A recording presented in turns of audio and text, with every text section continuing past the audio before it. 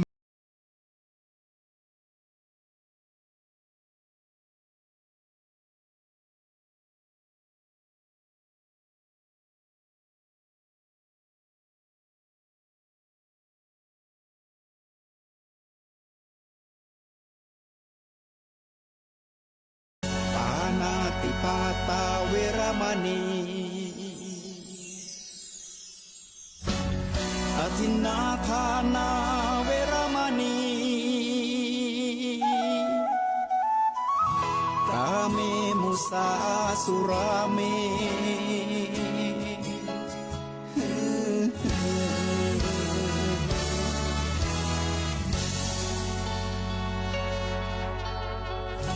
ศีลคือข้อห้ามธรรมคือข้อให้พุทธองค์ตรัสไว้ชี้ทางใจให้ภาคเพียรเบญจศีลเบญจธรรมท่องจำสมัยเราเป็นนักเรียนธรรมะไม่เคยแปลเปลี่ยนแต่เรายังจำได้มาทวงคำมั่นหมู่บ้านศีลห้าถือเป็นพันธะชาวพุทธทุกคนทั่วไทยสำนักพุทธขับเคลื่อนธรรมจุดเทียนสว่างที่กลางหัวใจสังคมจะร่มเย็นได้ศีลธรรมในใจต้องมีเบญจศีลว่ายังไงไหนลองท่องมาข้อหนึ่งห้ามฆ่าสัตว์ข้อสองห้ามลักทรัพย์ข้อสามห้ามประพฤติผิดในกามข้อสี่ห้ามพูดเท็จข้อห้าห้ามดื่มสุราแล้วเบญจะทำทั้งห้าว่าอย่างไรในบอกชัดๆอีกทีนำเสนอรายการธรรมรับอรุณโดยมูลนิธิปัญญาภาวนากับพระมหาไพบูลย์อาภีปุณโญในทุกวันพฤหัสเป็นช่วงกลางพระสูตรที่เป็นกลางข้อมูลที่มีบทเปลี่ยนชนะและความหมายที่ลึกซึ้งงดงามน่าฟังตั้งแต่ต้นให้พ้นจนถึงที่สุดและจบลงอย่างสวยงามเป็นพระสูตรเรื่องราวที่มาในพระไตรปิฎกที่เมื่อฟังแล้วจะมีการตกผลึกของความคิดเกิดเป็นความคล่องปากจำได้ขึ้นใจแทงตลอดด้วยปัญญาอย่างดีเป็นสัมมาทิฏฐิได้ในวันนี้ก็นำเสนอสามัญญผลสูตรว่าด้วยผลแห่งความเป็นสมณะซึ่งเป็นเรื่องราวที่พระเจ้าอาชาติศัตรูมาถามพระพุทธเจ้าของเราในวันนี้ก็จะนำเสนอเป็นตอนที่หนึ่งว่าด้วยการที่พระเจ้าอาชาติศัตรูได้ไปสอบถามเรื่องนี้คำถามนี้กับสมณพราหมณ์เหล่าอื่นแต่ว่าเหมือนกับการไปถามเอามะม่วงว่าเป็นอย่างไรแต่ได้คำตอบมาว่าขนุนกำมะหล่อเป็นอย่างไรต่างหากคือไม่ได้คำตอบตามที่ต้องการจึงได้มาจากเกียรติยศเป็นเจ้าลัทธิคนจำนวนมากยกย่องกันว่าเป็นคนดีมีประสบการณ์มากบวชมานานมีชีวิตอยู่หลายรัชสมัยล่วงการผ่านวัยมามากพระองค์โปรดเสด็จเข้าไปหาท่านเมื่อเสด็จเข้าไปหาพระทัยของพระองค์จะเบิกบานเลื่อมใสเมื่อราชาอามาตย์ผู้นั้นกราบทูลอย่างนี้เท้าเธอก็ทรงนิ่งก็ราชาอามาตย์อีกคนหนึ่งจึงได้กราบทูลว่าขอเดชะครูสัญชัยเวลัทบุตรเป็นเจ้าหมู่เจ้าคณะเป็นคณาจารย์เป็นผู้มีเกียรติยศเป็นเจ้าลัทธิ คนจำนวนมากยกย่องกันว่าเป็นคนดีมีประสบการณ์มากบวชมานานมีชีวิตอยู่หลายรัชสมัยล่วงการผ่านวัยมามากพระองค์โปรดเสด็จเข้าไปหาท่านเมื่อเสด็จเข้าไปหาพระทัยของพระองค์จะเบิกบานเลื่อมใสเมื่อราชอามาตย์ผู้นั้นกราบทูลอย่างนี้เท้าเธอก็ทรงนิ่งก็ราชอามาตย์อีกคนหนึ่งจึงได้กราบทูลขึ้นว่าขอเดชะครูนิครนนาถบุตรเป็นเจ้าหมู่เจ้าคณะเป็นคณาจารย์เป็นผู้มีชื่อเสียงมีเกียรติยศเป็นเจ้าลัทธิคนจำนวนมากยกย่องกันว่าเป็นคนดีมีประสบการณ์มากบวชมานานมีชีวิตอยู่หลายรัชสมัยล่วงการผ่านวัยมามากพระองค์โปรดเสด็จเข้าไปหาท่านเมื่อเสด็จเข้าไปหาพระทัยของพระองค์จะเบิกบานเลื่อมใสเมื่อราชอามาตย์ผู้นั้นกราบทูลอย่างนี้เท้าเธอก็ทรงนิ่งตอนว่าด้วยหมอชีวกโกมารพัสก็สมัยนั้น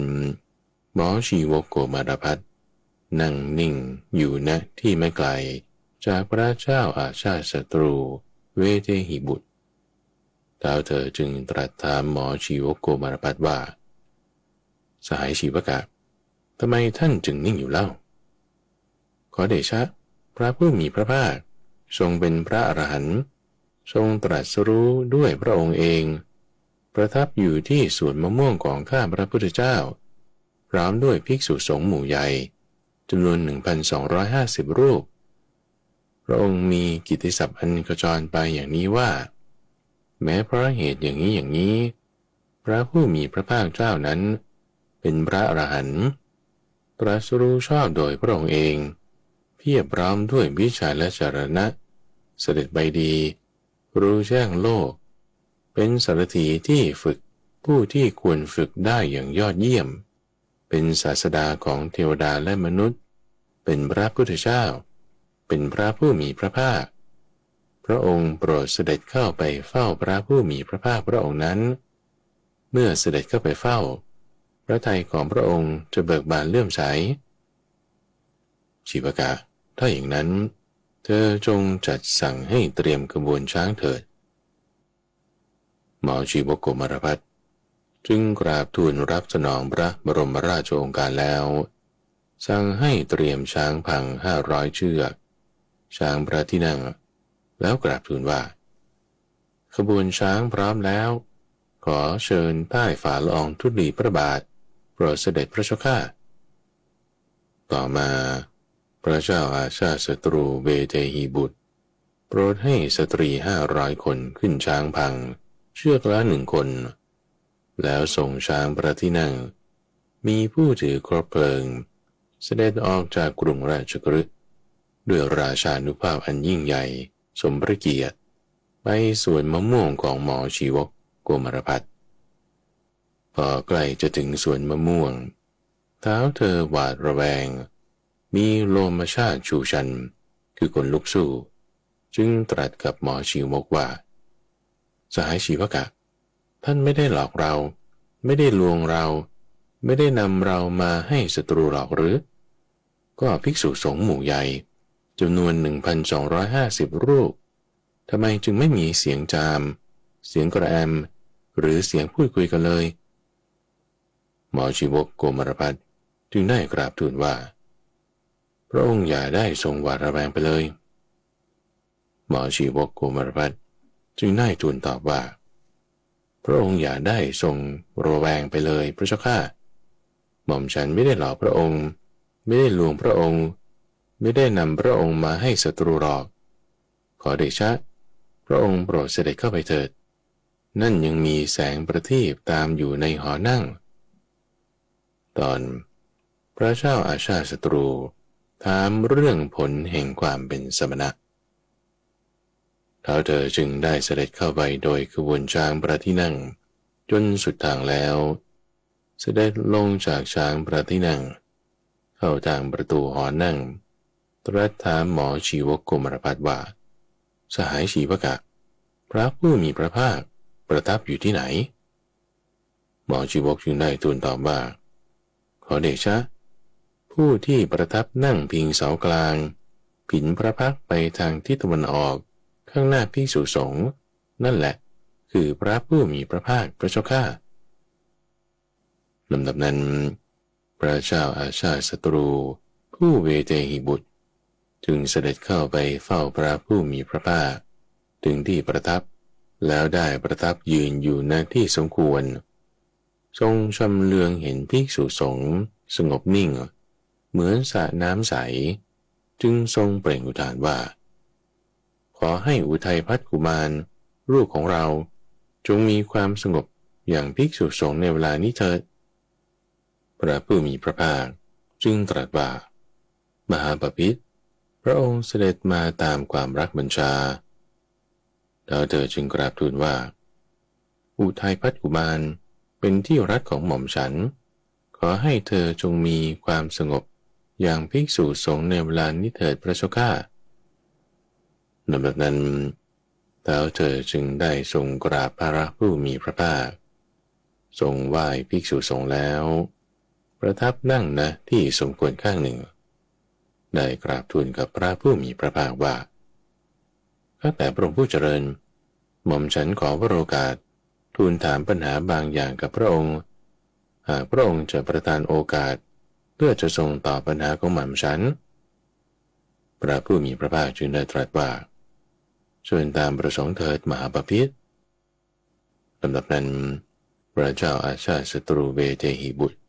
จึงได้ทูลถามว่าข้าแต่พระองค์ผู้เจริญ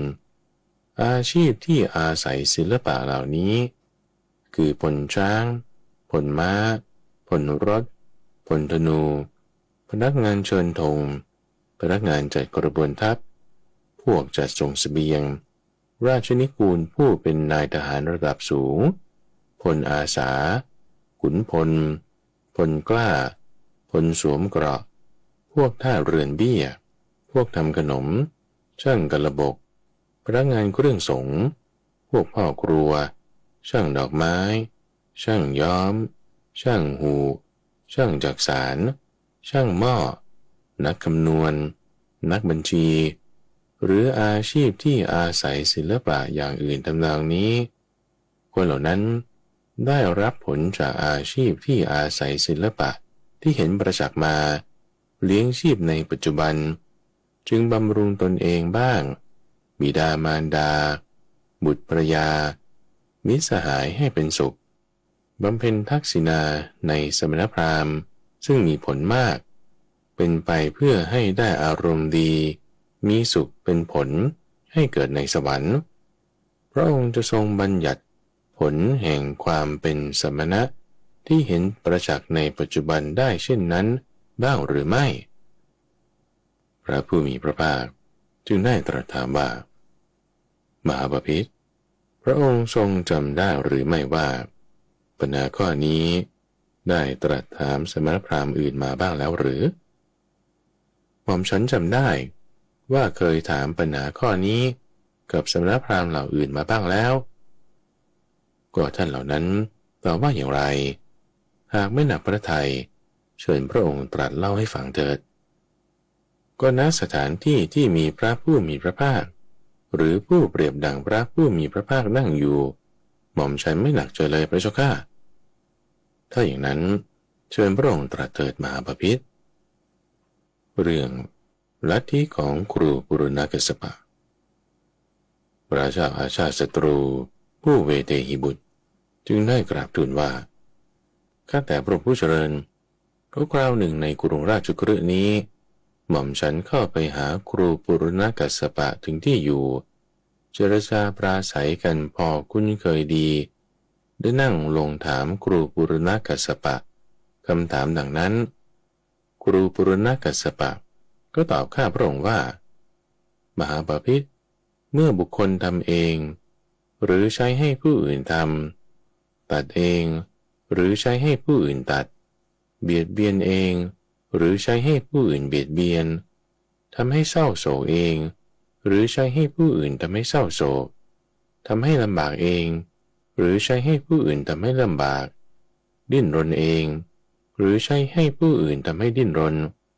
ฆ่าสัตว์ถือเอาสิ่งของที่เจ้าของไม่ได้ให้ตัดช่องย่องเบาปล้นทำโจรกรรมในบ้านหลังเดียวดักซุ่มทำร้ายในทางเปลี่ยวเป็นชู้พูดเท็จผู้ทำเช่นนั้นก็ไม่จัดว่าทำบาปแม้บุคคลใช้จักรมีคมดุจมีดโกนสังหารเหล่าสัตว์ในปฏิปีนี้ทำให้เป็นดุจลานตากเนื้อให้เป็นกองเนื้อเดียวกันเขาย่อมไม่มีบาปที่เกิดขึ้นจากกรรมนั้นไม่มีบาปมาถึงเขาแม้หากบุคคลไปฝั่งขวาแม่น้ำคงคาฆ่าเองใช้ให้ผู้อื่นฆ่าตัดเองใช้ให้ผู้อื่นตัดเบียดเบียนเองใช้ให้ผู้อื่นเบียดเบียนเขาย่อมไม่มีบาปที่เกิดจากกรรมนั้นไม่มีบาปมาถึงเขาแม้หากเขาไปฝั่งซ้ายแห่งแม่น้ำคงคาให้เองใช้ให้ผู้อื่นให้บูชาเองใช้ให้ผู้อื่นบูชาเขาย่อมไม่มีบุญที่เกิดจากกรรมนั้นไม่มีบุญถึงเขาไม่มีบุญที่เกิดจากการให้ทานจากการฝึกอินทรีย์จากการสำรวมจากการพูดคำสัตย์ก็ไม่มีบุญมาถึงเขาข้าแต่พระองค์ผู้เจริญหม่อมฉันถามถึงผลแห่งความเป็นสมณะที่เห็นประจักษ์ในปัจจุบันแต่ครูปุรณกัสสปะกลับตอบเรื่องที่ทำแล้วไม่เป็นอันธรรมเปรียบเหมือนเขาถามเรื่องมะม่วงกลับตอบเรื่องขนุนสำปะลอหรือเขาถามเรื่องขนุนสำปะลอกลับตอบเรื่องมะม่วงหม่อมฉันจึงคิดว่าคนระดับเราจะรุกรานสมณพราหมณ์ผู้อยู่ในราชอาณาเขตได้อย่างไรกันหม่อมฉันจึงไม่ชื่นชมไม่ตำหนิคำกล่าวของครูปุรณกัสสปะถึงไม่ชื่นชมไม่ตำหนิแต่ก็ไม่พอใจและไม่เปล่งวาจาแสดงความไม่พอใจออกมาเมื่อไม่ยึดถือไม่ใส่ใจคำกล่าวนั้นก็ลุกออกจากที่นั่งจากไปตอนลัทธิของครูมัคคิลิโกสาละข้าแต่พระองค์ผู้เจริญคราวหนึ่งในกรุงราชคฤห์นี้หม่อมฉันเข้าไปหาครูมัคคิลิโกสาละถึงที่อยู่เจรจาปราศัยพอคุ้นเคยกันดีได้นั่งลงถามครูมัคคิลิโกสารในคำถามนั้นเหมือนกันเมื่อหม่อมฉันถามอย่างนี้ครูมัคคิลิโกสารจึงตอบว่ามหาบพิตรความเศร้าหมองของสัตว์ทั้งหลายไม่มีเหตุไม่มีปัจจัยสัตว์ทั้งหลายเศร้าหมองเองความบริสุทธิ์ของสัตว์ทั้งหลายไม่มีเหตุไม่มีปัจจัยสัตว์ทั้งหลายบริสุทธิ์เองไม่ใช่เพราะการกระทำของตนและไม่ใช่เพราะการกระทำของผู้อื่นไม่มีการกระทำของมนุษย์ไม่มีกำลังไม่มีความเพียรไม่มีความสามารถของมนุษย์ไม่มีความพยายามของมนุษย์ของสัตว์ปานาปูตะชีวะทั้งปวงล้วนไม่มีอำนาจไม่มีกำลังไม่มีความเพียรผันแปรไปตามโชคชะตาตามสถานภาพทางสังคมและตามลักษณะเฉพาะตนย่อมเสวยสุขและทุกข์ในอภิชาติทั้ง6 1. กรรมที่เป็นประธาน 1,460,600 กรรม500กรรม5กรรม3กรรม1กรรมกึ่งปฏิปทา62อันตรกับ62อภิชาติ6ปุริสภูมิ8อาชีวก 4,900 ปริภาชก 4,900 นาควาส 4,900 อินทรีย์ 2,000 นรก 300 รโชธาตุ 36 สัญญีคันธ์ 7 อสัญญีคันธ์ 7 นิคันธีคันธ์ 7 เทวดา 7 มนุษย์ 7 วิสาจ 7 สะ 7 ตาไม้ไผ่ 7 ตาไม้ไผ่ 700 เหวใหญ่ 7 เหวน้อย 700 มหาสุบิน 7 สุบิน 700 มหากับ8,400,000เหล่านี้ที่คนพาลและบัณฑิตพากันเที่ยวเวียนว่ายไปแล้ว จะทำที่สุดทุกข์ได้เองไม่มีความสมหวังในความปรารถนาว่าเราจะอบรมกรรมที่ยังไม่ให้ผลให้ผลหรือสัมผัสกรรมที่ให้ผลแล้วจะทำให้หมดสิ้นไปด้วยศีลรสตบะหรือพรหมจรรย์นี้ไม่มีสุขทุกข์ที่ทำให้สิ้นสุดลงได้จำนวนเท่านี้เหมือนตวงด้วยธนานไม่มีสังสารวัฏที่ทำให้สิ้นสุดไปได้ด้วยอาการอย่างนี้ไม่มีความเสื่อมและความเจริญไม่มีการเลื่อนขึ้นสูงและเลื่อนลงต่ำพวกคนพาลและบัณฑิตพากันเที่ยวเวียนว่ายไปแล้วก็จะทำที่สุดแห่งทุกข์ได้เองเหมือนกลุ่มได้ที่ถูกขว้างไปย่อมคลี่หมดไปได้เองฉะนั้นข้าแต่พระองค์ผู้เจริญหม่อมฉันถามถึงผลแห่งความเป็นสมณะที่เห็นประจักษ์ในภพนี้แต่ครูมัคคิลิโกศาละกลับตอบเรื่องความบริสุทธิ์เพราะเวียนว่ายตายเกิดเปรียบเหมือนเขาถามเรื่องมะม่วงกลับตอบเรื่องขนุนสำปะลอหรือเขาถามเรื่องขนุนสำปะลอกลับตอบเรื่องมะม่วงหม่อมฉันจึงคิดว่าคนระดับเราจะรุกรานสมณะผู้อยู่ในราชอาณาเขตได้อย่างไรกันหม่อมฉันจึงไม่ชื่นชมไม่ตำหนิคำกล่าวของครูมัคคิลิโกศาลถึงไม่ชื่นชมไม่ตำหนิแต่ก็ไม่พอใจและไม่เปล่งวาจาแสดงความไม่พอใจออกมาเมื่อไม่ยึดถือไม่ใส่ใจคำกล่าวนั้นก็ลุกจากที่นั่งจากไปตอนลัทธิของครูอาชิตะเกษกัมพลข้าแต่พระองค์ผู้เจริญคราวหนึ่งที่กรุงราชคฤห์นี้หม่อมฉันก็เข้าไปหาครูอาชิตะเกษกัมพลถึงที่อยู่เจรจาปราศัยพอคุ้นเคยดีแล้วได้นั่งลงถามคำถามนี้เหมือนกันก็เมื่อหม่อมฉันถามอย่างนี้ครูอาชิตะเกษกัมพลจึงได้ตอบว่ามหาบพิตรทานที่ให้แล้วไม่มีผลยันที่บูชาแล้วไม่มีผลการเส้นสวงก็ไม่มีผลผลวิบากแห่งกรรมที่ทำดีทำชั่วไม่มีโลกนี้ไม่มีโลกหน้าไม่มีบิดาไม่มีบิดาไม่มีคุณมารดาไม่มีคุณสัตว์ที่ผุดเกิดขึ้นก็ไม่มีสมณพราหมณ์ผู้ประพฤติปฏิบัติชอบทำให้แจ้งโลกนี้และโลกหน้าด้วยปัญญาอันยิ่งเองแล้วสอนให้ผู้อื่นรู้ตามก็ไม่มีมนุษย์คือที่ประชุมแห่งธาตุทั้งสี่เมื่อสิ้นชีวิตธาตุดินไปตามธาตุดินธาตุน้ำไปตามธาตุน้ำธาตุไฟไปตามธาตุไฟธาตุลมไปตามธาตุลมอินทรีย์ทั้งหลายย่อมผันแปรไปเป็นอากาศธาตุมนุษย์มีเตียงนอนเป็นที่ห้านำศพไปร่างกายปรากฏอยู่แค่ป่าช้ากลายเป็นกระดูกขาวโพลนดุจสีนกพิราบการเส้นสวงสิ้นสุดลงแค่เท่าทานคนเขาบัญญัติทานนี้ไว้คำที่พวกเขาย้ำว่ามีผลนั้นว่างเปล่าเท็จไร้สาระเมื่อสิ้นชีวิตไม่ว่าคนเขาหรือคนฉลาดย่อมขาดศูนย์ไม่มีอีกข้าแต่พระองค์ผู้เจริญหม่อมฉันถามถึงผลแห่งความเป็นสมณะที่เห็นประจักษ์ในปัจจุบันแต่ครูอาชิตะเกษกัมพลกลับตอบเรื่องความขาดศูนย์เปรียบเหมือนเขาถามเรื่องมะม่วงกลับตอบเรื่องขนุนสำปะลอ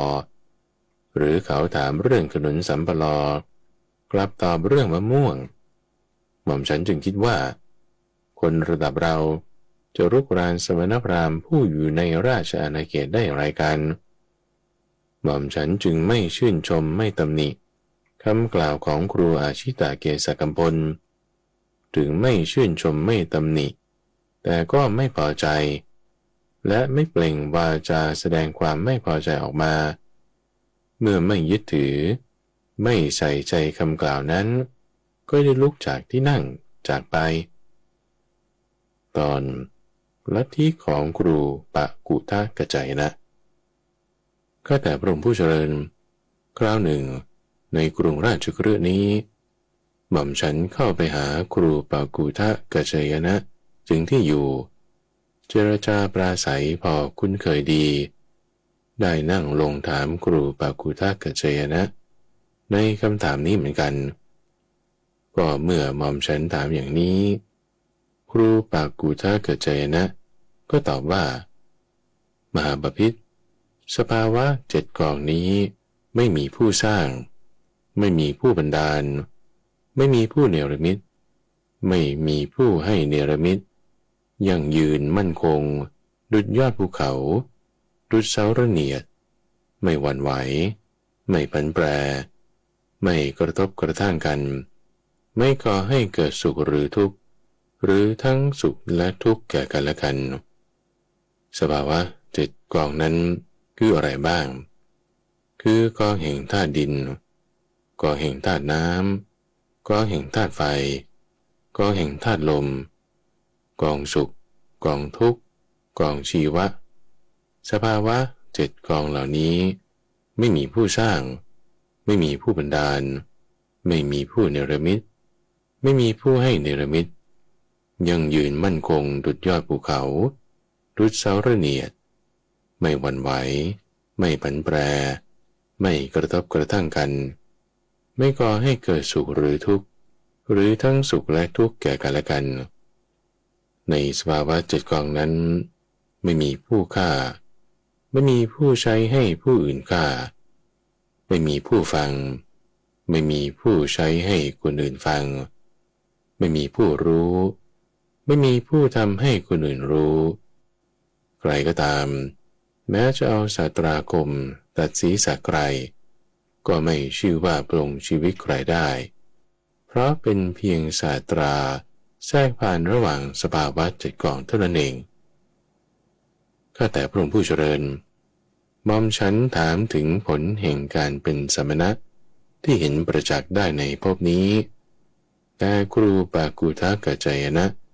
กลับตอบเรื่องความขาดศูนย์เปรียบเหมือนเขาถามเรื่องมะม่วงกลับตอบเรื่องขนุนสำปะลอหรือเขาถามเรื่องขนุนสำปะลอกลับตอบเรื่องมะม่วงหม่อมฉันจึงคิดว่าคนระดับเราจะรุกรานสมณพราหมณ์ผู้อยู่ในราชอาณาเขตได้อย่างไรกันหม่อมฉันจึงไม่ชื่นชมไม่ตำหนิคำของครูปากูทะกัจจยนะถึงไม่ชื่นชมไม่ตำหนิแต่ก็ไม่พอใจและไม่เปล่งวาจาแสดงความไม่พอใจออกมาเมื่อไม่ยึดถือไม่ใส่ใจคำกล่าวนั้นก็ลุกจากที่นั่งจากไปตอนลัทธิของครูนิกรณนาถบุตรข้าแต่พระองค์ผู้เจริญก็คราวหนึ่งในกรุงราชคฤห์นี้หม่อมฉันก็ไปหาครูนิกรณนาถบุตรถึงที่อยู่เจรจาปราศัยพอคุ้นเคยดีได้นั่งลงถามครูนิกรณนาถบุตรในคำถามนี้เช่นเดียวกันเมื่อหม่อมฉันถามอย่างนี้ครูนิกรณนาถบุตรได้ตอบว่ามหาบพิตรนิกรณในโลกนี้สำรวมด้วยการสังวรสี่อย่างคือหนึ่งเว้นน้ำดิบทุกอย่างสองประกอบกิจที่เว้นจากบาปทุกอย่างสามล้างบาปทุกอย่างสี่รับสัมผัสทุกอย่างโดยไม่ให้เกิดบาปนิกรณสำรวมด้วยการสังวรสี่อย่างนี้ดังนั้นบัณฑิตจึงเรียกว่าผู้ถึงที่สุดแล้วสำรวมแล้วตั้งมั่นแล้วข้าแต่พระองค์ผู้เจริญก็หม่อมฉันถามถึงผลแห่งความเป็นสมณะที่เห็นประจักษ์แต่ครูนิกรณนาถบุตรกลับตอบเรื่องความสังวรสี่อย่างเปรียบเหมือนเขาถามเรื่องมะม่วงกลับตอบเรื่องขนุนสำปะลอหรือเขาถามเรื่องขนุนสำปะลอตอบเรื่องมะม่วงหม่อมฉันจึงคิดว่าคนระดับเราจะรุกรานสมณพราหมณ์ผู้อยู่ในราชอาณาเขตได้อย่างไรกันหม่อมฉันจึงไม่ชื่นชมไม่ตำหนิ คำกล่าวของครูนิครนนาถบุตรถึงไม่ชื่นชมไม่ตำหนิแต่ก็ไม่พอใจและไม่เปล่งวาจาแสดงความไม่พอใจออกมาเมื่อไม่ยึดถือไม่ใส่ใจคำกล่าวนั้นก็ได้ลุกจากที่นั่งจากไปตอนลัทธิของครูสัญชัยเวรัตบุตรข้าแต่พระองค์ผู้เจริญก็กล่าวหนึ่งในกรุงราชกฤณีหม่อมฉันเข้าไปหาครูสัญชัยเวรัตบุตรถึงที่อยู่เจรจาปราศัยกันพอคุ้นเคยดีได้นั่งลงถามครูสัญชัยถึงผลแห่งความเป็นสมณะที่เห็นได้ในปัจจุบันเมื่อหม่อมฉันถามอย่างนี้ครูสัญชัยเวรัตบุตรตอบว่าถ้ามหาบพิตรตรัสถามอาตมาภาพว่าโลกหน้ามีจริงหรือหากอาตมาภาพมีความเห็นว่ามีจริงก็จะทูลตอบว่ามีจริงแต่หากอาตมาภาพมีความเห็นว่าอย่างนี้ก็มิใช่อย่างนั้นก็มิใช่อย่างอื่นก็มิใช่จะว่าไม่ใช่ก็มิใช่จะว่าไม่ใช่ไม่ใช่ก็มิใช่ถ้ามหาบพิตรตรัสถามอาตมาภาพว่าโลกหน้าไม่มีหรือโลกหน้ามีและไม่มีหรือโลกหน้าจะว่ามีก็ไม่ใช่จะว่าไม่มีก็ไม่ใช่หรือสัตว์ที่ผุดเกิดมีจริงหรือสัตว์ที่ผุดเกิดไม่มีหรือสัตว์ที่ผุดเกิดมีและไม่มีหรือสัตว์ที่ผุดเกิดจะว่ามีก็ไม่ใช่จะว่าไม่มีก็ไม่ใช่หรือผลวิบากแห่งกรรมดีกรรมชั่วมีจริงหรือผลวิบากแห่งกรรมดีกรรมชั่วไม่มีหรือผลวิบากแห่งกรรมดีกรรมชั่วมีและไม่มีหรือผลวิบากแห่งกรรมดีกรรมชั่วจะว่ามีก็ไม่ใช่จะว่าไม่มีก็ไม่ใช่หรือว่าตายแล้วตถาคตเกิดอีกหรือตถาคตไม่เกิดอีกหรือว่าหลังจากตายแล้วตถาคตเกิดอีกและไม่เกิดอีกหรือว่าหลังจากตายแล้วตถาคตจะเกิดอีกก็ไม่ใช่จะว่าไม่เกิดอีกก็ไม่ใช่หากอนันตภาพมีความเห็นว่าหลังจากตายแล้วตถาคตจะเกิดอีกก็ไม่ใช่จะว่าไม่เกิดอีกก็ไม่ใช่ก็จะทูลตอบว่าหลังจากตายแล้วตถาคตจะเกิดอีกก็ไม่ใช่จะไม่เกิดอีกก็ไม่ใช่แต่อาตมาภาพมีความเห็นว่าอย่างนี้ก็ไม่ใช่อย่างนั้นก็ไม่ใช่อย่างอื่นก็ไม่ใช่จะว่าไม่ใช่ก็ไม่ใช่จะว่าไม่ใช่ก็ไม่ใช่คือเป็นวาทะที่หลบเลี่ยงไม่แน่นอนข้าแต่พระองค์ผู้เจริญหม่อมฉันถามถึงผลแห่งความเป็นสมณะที่เห็นได้ประจักษ์แต่ครูสัญชัยเวรัตบุตรกลับตอบเรื่องลัทธิที่หลบเลี่ยงไม่แน่นอนเปรียบเหมือนเขาถามเรื่องมะม่วงกลับตอบเรื่องขนุนสัมปะลอหรือเขาถามเรื่องขนุนสัมปะลอกลับตอบเรื่องมะม่วงหม่อมฉันจึงคิดว่าคนระดับเราจะรุกรานสมณพราหมณ์ผู้อยู่ในราชอาณาเขตได้อย่างไรกันหม่อมฉันจึงไม่ชื่นชมไม่ตำหนิคำของครูสัญชัยเวรัตบุตรถึงไม่ชื่นชมไม่ตำหนิแต่ก็ไม่พอใจและไม่เปล่งวาจาแสดงความไม่พอใจออกมาเมื่อไม่ยึดถือไม่ใส่ใจคำกล่าวนั้นก็ได้ลุกจากที่นั่งจากไปว่าด้วยผลแห่งความเป็นสมณะยังมีต่อพระสูตรว่าด้วยภูเขาเวปุลละบรรพตสูตรสังยุตตนิกายเล่มที่16ข้อที่456ก็ในสมัยหนึ่งพระผู้มีพระภาคประทับอยู่ณภูเขาคิชกูฏในเขตนครราชคฤห์ก็ที่นั้นแลได้ตรัสกับภิกษุทั้งหลายดังนี้ว่าภิกษุทั้งหลายสงสารนี้กำหนดที่สุดเบื้องต้นเบื้องปลายไม่ได้เมื่อเหล่าสัตว์ผู้มีอวิชชาเป็นที่กางกั้น มีตัณหาเป็นเครื่องประกอบไว้ท่องเที่ยวไปมาอยู่ที่สุดเบื้องต้นเบื้องปลายย่อมไม่ปรากฏภิกษุทั้งหลายเรื่องเคยมีมาแล้วภูเขาเวปุลานี้ได้ชื่อว่าปาจีนวังสะก็สมัยนั้นแลหมู่มนุษย์ชื่อว่าติวราหมู่มนุษย์ชื่อติวรามีอายุประมาณ 40,000 ปีหมู่มนุษย์ติวรานั้นขึ้นปาจีนวังสะบรรพตเป็นเวลา4 วันลงก็เป็นเวลา4 วันสมัยนั้น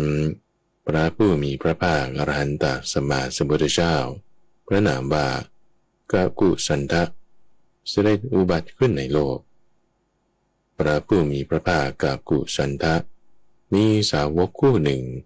เป็นคู่เลิศเป็นคู่เจริญ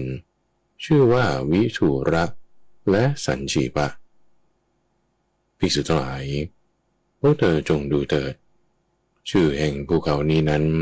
ก็อันตรธานไปแล้วมนุษย์เหล่านั้นก็ทำกาลแล้วและพระผู้มีพระภาคพระองค์นั้นก็ปรินิพพานแล้วสังขารทั้งหลายไม่เที่ยงอย่างนี้เองไม่ยั่งยืนอย่างนี้เองไม่ชื่นใจอย่างนี้เองภิกษุทั้งหลายด้วยเหตุเพียงเท่านี้พอที่เดียวเพื่อจะเบื่อหน่ายในสังขารทั้งปวงพอเพื่อจะคลายกำหนัดพอเพื่อจะหลุดพ้นไปจากภิกษุทั้งหลาย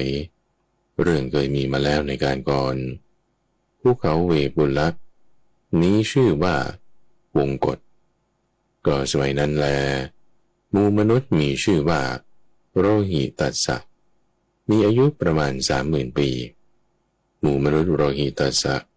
ขึ้นวงกฏบรรพตใช้เวลา3 วันลงเป็นเวลา3 วันก็สมัยนั้นพระผู้มีพระภาคอรหันตสัมมาสัมพุทธเจ้าทรงพระนามว่าโกนากัมมนะเสด็จอุบัติขึ้นในโลกพระอรหันตสัมมาสัมพุทธเจ้าโกนากัมมนะ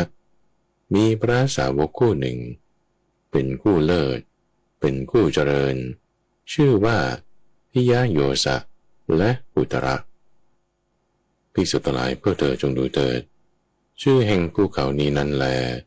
ก็อันตรธานไปแล้วมนุษย์เหล่านั้นก็ทำกาลแล้วพระผู้มีพระภาคพระองค์นั้นก็ปรินิพพานแล้วสังขารทั้งหลายไม่เที่ยงอย่างนี้เองสังขารทั้งหลายไม่ยั่งยืนอย่างนี้เองสังขารทั้งหลายไม่น่าชื่นใจอย่างนี้เองโดยเหตุเพียงเท่านี้ก็ทีเดียวเพื่อจะเบื่อหน่ายในสังขารทั้งปวงพอเพื่อจะคลายกำหนัดพอเพื่อจะหลุดพ้นไปจากภิกษุทั้งหลายเรื่องเคยมีมาแล้วในการก่อนภูเขาเวปุลละนี้มีชื่อว่าสุปัสสะสมัยนั้นแลหมู่มนุษย์มีชื่อว่าสุปิยาหมู่มนุษย์ชื่อว่าสุปิยามีอายุประมาณ 20,000 ปีหมู่มนุษย์ที่ชื่อว่าสุปิยาขึ้นสุปัสสะบรรพตเป็นเวลา2 วันลงก็เป็นเวลา2 วันก็สมัยนั้นพระผู้มีพระภาคอรหันตสัมมาสัมพุทธเจ้าพระนามว่ากัสสปะเสด็จอุบัติขึ้นในโลกพระผู้มีพระภาคอรหันตสัมมาสัมพุทธเจ้ากัสสปะมีสาวกคู่หนึ่งเป็นคู่เลิศเป็นคู่เจริญชื่อว่าติสสะและภรัตวาชะภิกษุทั้งหลายพวกเธอจงดูเถิดชื่อแห่งภูเขานี้นั้นก็อันตรธานไปแล้วหมู่มนุษย์เหล่านั้นก็ทำกาลแล้วและพระผู้มีพระภาคอรหันตสัมมาสัมพุทธะนั้นก็ปรินิพพานแล้วสังขารทั้งหลายไม่เที่ยงอย่างนี้เองไม่ยั่งยืนอย่างนี้เองไม่น่าชื่นใจอย่างนี้เองภิกษุทั้งหลายก็ด้วยเหตุเพียงเท่านี้พอทีเดียวเพื่อจะเบื่อหน่ายในสังขารทั้งปวงพอเพื่อจะคลายกำหนัดพอเพื่อจะหลุดพ้น ภิกษุทั้งหลายก็บัดนี้แลภูเขาเวปุลานี้มีชื่อว่าเวปุละทีเดียวก็บัดนี้หมู่มนุษย์เหล่านี้มีชื่อว่ามากทะก็หมู่มนุษย์ที่ชื่อว่ามากทะนี้มีอายุน้อยนิดหน่อยผู้ใดมีชีวิตอยู่นานกว่าผู้นั้นก็มีอายุเพียง100 ปีน้อยกว่านั้นก็มีเกินกว่าก็มีหมู่มนุษย์ชื่อมากทะขึ้นเวปุละบรรพตเพียงครู่เดียวลงก็ใช้เวลาเพียงครู่เดียวและบัดนี้พระอรหันตสัมมาสัมพุทธเจ้าพระองค์นี้ก็เสด็จอุบัติขึ้นแล้วในโลกก็รอแลมีสาวกคู่หนึ่งเป็นคู่เลิศเป็นคู่เจริญชื่อสารีบุตรและโมคคัลลานะ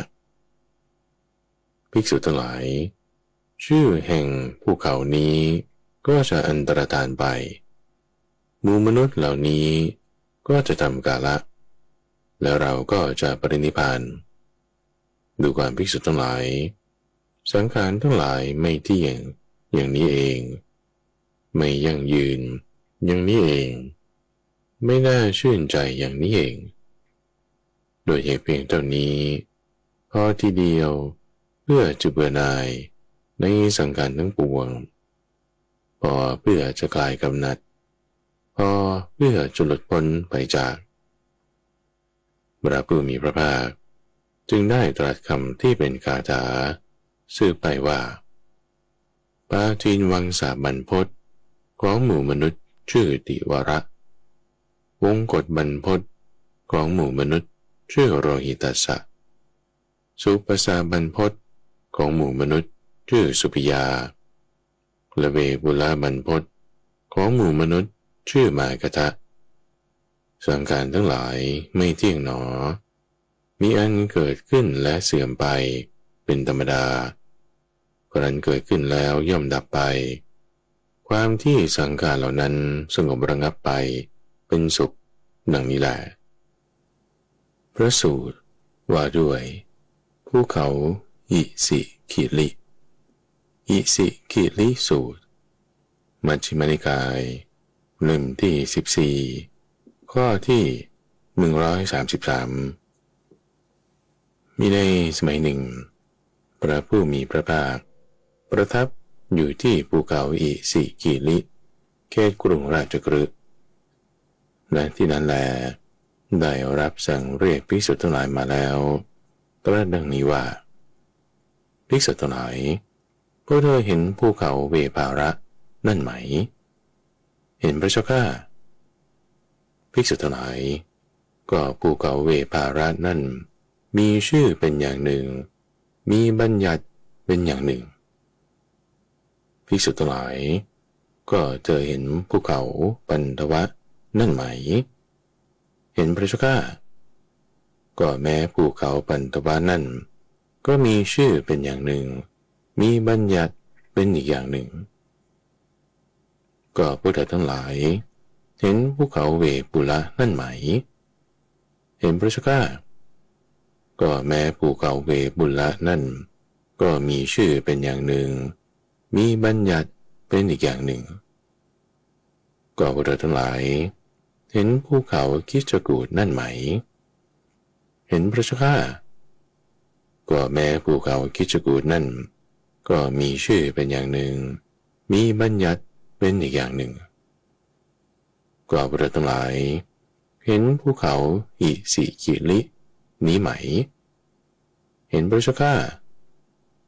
ก็ภูเขาอิสิคิลินั่นก็มีชื่อเป็นเช่นนี้มีบัญญัติเป็นเช่นนี้ภิกษุทั้งหลายเรื่องเคยมีมาแล้วก็พระปัจเจกพุทธเจ้า500 องค์ได้อาศัยอยู่ที่ภูเขาอิสิคิลินี้มานานพระปัจเจกพุทธเจ้าเหล่านั้นกำลังเข้าไปสู่ภูเขานี้ประชาชนเห็นแต่พอท่านเข้าไปแล้วประชาชนก็ไม่เห็นประชาชนทั้งหลายเห็นเหตุการณ์ดังนั้นจึงพูดกันว่าภูเขานี้กลืนกินฤาษีเหล่านี้ ภูเขานี้จึงปรากฏชื่อว่าอิสิคิลิอิสิคิลิภิกษุทั้งหลายเราจะบอกระบุแสดงชื่อของพระปัจเจกพุทธเจ้าทั้งหลายพวกเธอจงตั้งใจฟังชื่อของพระปัจเจกพุทธเจ้าทั้งหลายนั้นจงใส่ใจฟังให้ดีเราจะกล่าวภิกษุทั้งหลายพระอริ ทปัจเจกสัมพุทธเจ้าได้อาศัยอยู่ที่ภูเขาอิสิคิลินี้มานานแล้วพระอุปริทปัจเจกสัมพุทธเจ้าได้อาศัยอยู่ที่ภูเขาอิสิคิลินี้มานานแล้วพระตากรสิกีปัจเจกสัมพุทธเจ้าพระยสัสสีปัจเจกสัมพุทธเจ้าพระสุทัสสนะปัจเจกสัมพุทธเจ้าพระปิยทัสสีปัจเจกสัมพุทธเจ้าพระคันธาระปัจเจกสัมพุทธเจ้าพระปิณโทละปัจเจกสัมพุทธเจ้าพระนิทะปัจเจกสัมพุทธเจ้าพระตาทะปัจเจกสัมพุทธเจ้าพระสุตวาปัจเจกสัมพุทธเจ้าและพระภาวิตัตตะปัจเจกสัมพุทธเจ้า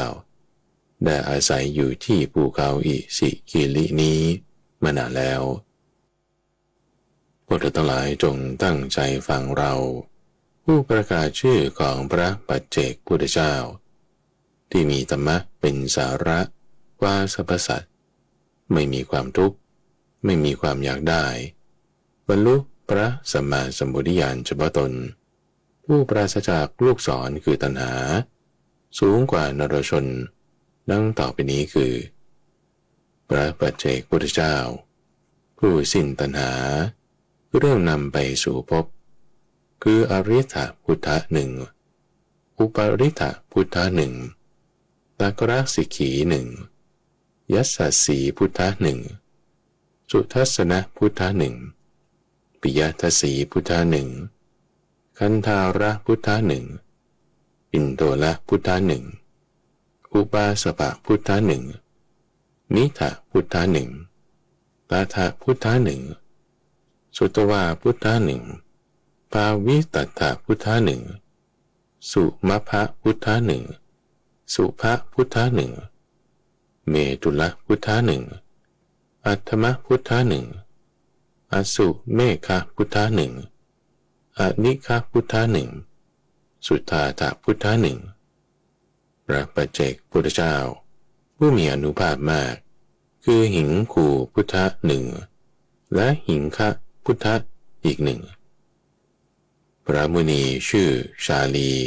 มีสององค์และพระอรถกะพุทธะหนึ่งโกสัลละพุทธะหนึ่งอัฏฐพุทธะหนึ่งสุภาหุพุทธะหนึ่งอุเนมิตพุทธะหนึ่งเนมิตพุทธะหนึ่งสันตจิตตพุทธะหนึ่งสัจจะพุทธะหนึ่งตถาพุทธะหนึ่งวิราชพุทธะหนึ่งบัณฑิตพุทธะหนึ่งกาลพุทธะหนึ่งอุปกาลพุทธะหนึ่งวิชิตตพุทธะหนึ่งชิตตพุทธะหนึ่งอังคพุทธะหนึ่งปังคพุทธะหนึ่งพุติชิตตพุทธะหนึ่งปัสสีพุทธะผู้ละอุปธิอันเป็นมูลแห่งทุกข์ได้หนึ่งอัปราชิตพุทธะผู้ชนะมารและผลมารหนึ่งสัทธาพุทธะหนึ่งปวัตตาพุทธะหนึ่งสราพังกะพุทธะหนึ่งโลมหังสะพุทธะหนึ่งอุจจะจังคมายาพุทธะหนึ่งอาสิตาพุทธะหนึ่ง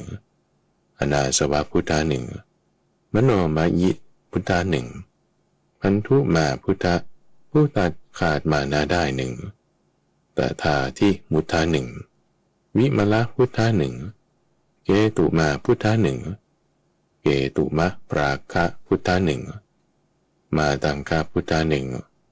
อริยพุทธะหนึ่งอัจจุตพุทธะหนึ่งอัจจุตคามพุทธะหนึ่งปยามกะพุทธะหนึ่งสุมังคละพุทธะหนึ่งทัพพิละพุทธะหนึ่งสุปฏิทิตะพุทธะหนึ่งอ อาศัยหะพุทธาหนึ่งเขมาพิรตาพุทธาหนึ่งโสรตาพุทธาหนึ่งทุรันนยพุทธาหนึ่งสังฆพุทธาหนึ่งอุชยพุทธาหนึ่งพระมุนีองค์หนึ่งชื่อว่าอาศัยหะผู้มีความเปลี่ยนไม่ต่ำจากอีกหนึ่งก็พระปัจเจกพุทธเจ้าพระนามว่าอานนท์สี่พระองค์นามว่านันทะสี่พระองค์นามว่าอุปานันทะสี่พระองค์รวม12 องค์และภารัตวาชาพุทธผู้ทรงพระวรากายในภพสุดท้ายหนึ่งโพธิพุทธะหนึ่งมหานามพุทธะหนึ่งอุตรพุทธะหนึ่งเกสีพุทธะหนึ่งเกสีพุทธะหนึ่งสิกีพุทธะหนึ่งสุนทรพุทธะหนึ่งภารัตวาชาพุทธะหนึ่งติสาพุทธะหนึ่งอุปาติสาพุทธะผู้ตัดกิเลสเรื่องผูกในภพได้หนึ่งอุปสีทรีพุทธะหนึ่งและสีทรีพุทธะผู้ตัดตัณหาได้หนึ่งมังกลพุทธะผู้ปราศจากราคะหนึ่งอุสภะพุทธะผู้ตัดข่ายอันเป็นมูลแห่งทุกข์หนึ่งอุปนีตาพุทธะได้บรรลุบทอันสงบอีกหนึ่งก็อุโบสถพุทธะหนึ่งสุนทรพุทธะหนึ่งสัจจนามพุทธะหนึ่งเฉตพุทธะหนึ่งชยันตพุทธะหนึ่งปทุมพุทธะหนึ่งอุปลพุทธะหนึ่งปทุมุตระพุทธะหนึ่งรกิตาพุทธะหนึ่งปัปพตาพุทธะหนึ่งมานัตทัตถพุทธะหนึ่งโสพิตาพุทธะหนึ่งวีตาราคะพุทธะหนึ่งกันหพุทธะผู้มีจิตหลุดพ้นดีแล้วหนึ่งพระปัจเจกพุทธเจ้าผู้มีอานุภาพมากเหล่านี้และอื่นๆผู้สิ้นตัณหาคือเรื่องนำไปสู่ภพเธอทั้งหลายจงไหว้พระปัจเจกพุทธเจ้าเหล่านั้นผู้ล่วงกิเลสเป็นเรื่องข้องทั้งปวงได้แล้วผู้แสวงหาคุณอันยิ่งใหญ่ผู้มีคุณอันหาประมาณไม่ได้ผู้ปรินิพพานแล้วเถิดอิสิกิลิสูตรจบและที่ท่านได้รับฟังจบไปนั้นคือสามัญญผลสูตรในตอนที่1ในเอพิโซดหน้าจะเป็นตอนที่2ตอนจบของสามัญญผลสูตรนี้และพระสูตรที่ชื่อว่าภูเขาเวปุละและภูเขาอิสิกิลิช่วงของกลางพระสูตรจะมาพบกับท่านผู้ฟังเป็นประจำในทุกวันพฤหัสในรายการธรรมารับอรุณทางสถานีวิทยุกระจายเสียงแห่งประเทศไทยหรือว่าในเครือข่ายของกรมประชาสัมพันธ์ตามช่วงเวลาต่างๆท่านสามารถติดตามรับฟังได้ทางระบบพอดแคสต์ YouTube Channel หรือ Facebook Fanpage หรือที่เว็บไซต์ปัญญา .org panya.org รายการนี้นำเสนอโดยมูลนิธิปัญญาภาวนาพัฒนาปัญญาเพื่อความรู้ยิ่งเพื่อความรู้พร้อมและเพื่อนิพพานดำเนินรายการโดยข้าพเจ้าพระมหาไพบูลย์อาภีปุณโญและพบกันใหม่ในวันพรุ่งนี้เจริญพร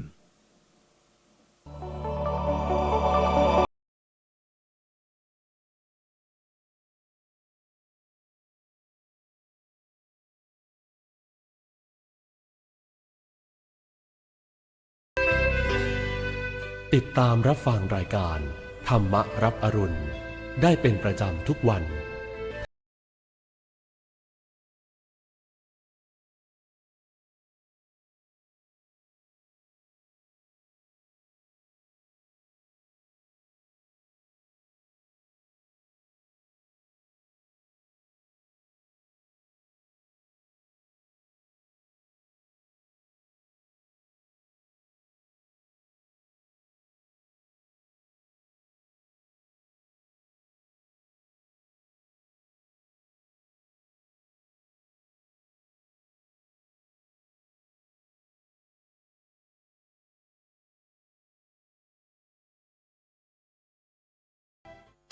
ถนนดนตรีไลฟ์เดือนกรกฎาคมพบกับศิลปินนอนเปลผู้เฮกล่อมความฝันด้วยบทเพลงปลูกใจ จุ้ยสุบุญเลี้ยงพร้อมวงทมนเด็กๆจากโรงเรียนเล็กในทุ่งกว้างบุรีรัมย์วันพุธที่ 30 กรกฎาคม 2568 เวลา 18 นาฬิกาณห้องออดิทอเรียม อาคารศูนย์ปฏิบัติการถนนวิภาวดีรังสิตกรุงเทพมหานครติดต่อเข้าชมฟรีได้ที่ Facebook ถนนดนตรี เรายังเป็นนักเดินทาง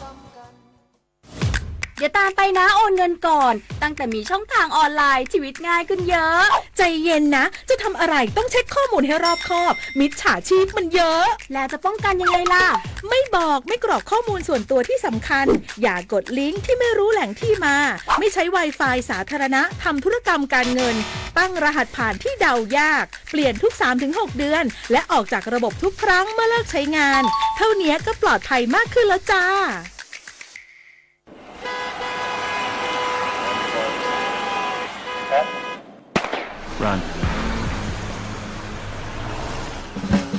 อย่าให้ทางม้าลายกลายเป็นลู่วิ่ง เพราะเป็นพื้นที่ต้องเร่งรีบเสี่ยงชีวิตทุกครั้งที่ข้าม ขับขี่รถด้วยความระมัดระวัง